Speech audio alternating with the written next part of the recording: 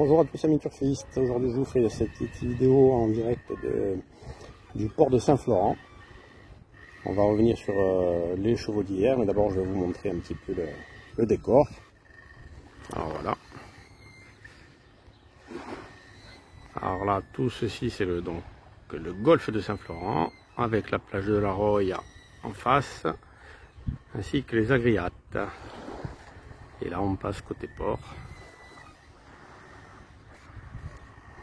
Voilà, c'est un cadre très agréable. Surtout pour faire le papier, hein. Vous pouvez venir faire le papier ici, au calme, sans bruit, loin des bruits qu'on peut retrouver dans les bars. Ça change, franchement ça change. Voilà. Alors pour revenir un petit peu sur la journée d'hier, hop là, me revoilà. Alors pour revenir sur la journée d'hier, ça n'a pas été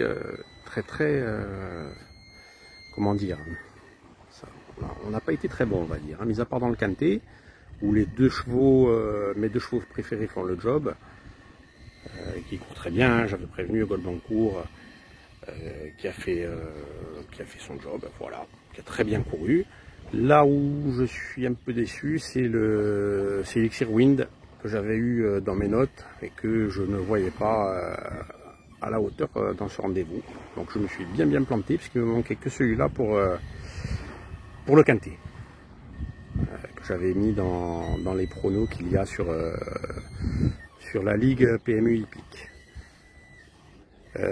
Ensuite on avait vu Gemini GL. J'avais prévenu que c'était pour les plus téméraires d'entre vous, c'est un cheval compliqué, très compliqué. Et on l'a très bien vu dans la course. Hein. Pardon? Oui. Ah, on me dit dans l'oreillette, c'est l'onzitrone.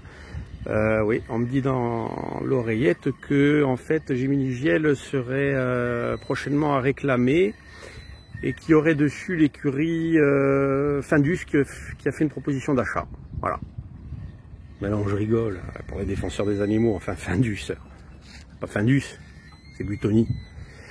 Bon, et pour Issu de Cortem, qui a très bien couru, mais malheureusement, je pense qu'il a été malheureux, puisqu'il est enfermé tout le long de la ligne droite. Il peut sortir vraiment à la fin et il termine 5e.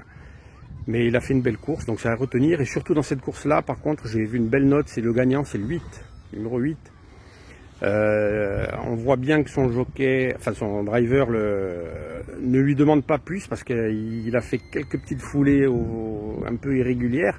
On le voit, hein, qu'il lui demande plus rien et il essaie de le maintenir au trot. D'ailleurs, bon, j'ai pas vu s'il y avait enquête ou pas. Hein. J'ai viré carrément j'ai changé de chaîne parce que j'étais contrarié que Issu du Cortem soit bloqué. Mais il faut le retenir parce qu'en plus il a gagné sans enlever les cache-oreilles. Voilà, ça c'est important, parce que d'après moi, il avait quand même été préparé un petit peu pour cette course. Hein. Belle côte à l'arrivée, c'est à reprendre parce que je pense qu'il va répéter. Et ensuite, c'était Histoire Tauris. Ouais, Histoire Tauris qui s'est lancé aux 25 mètres.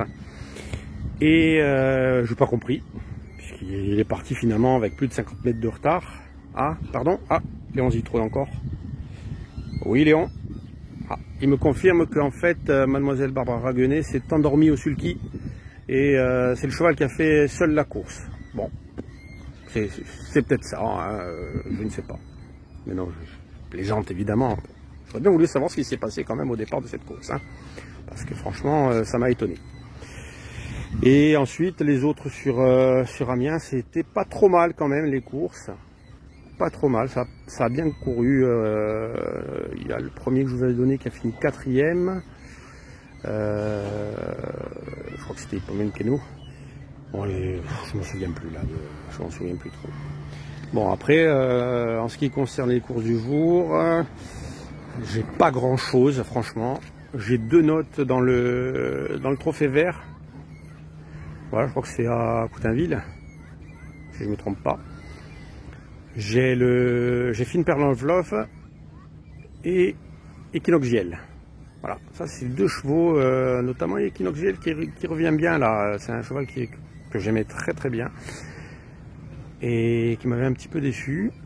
Bon, là c'est sur l'herbe à voir, et Finper Love Love qui fait toutes ses courses, je pense qu'elle peut prendre une part active à l'arrivée et être dans les 4. Voilà.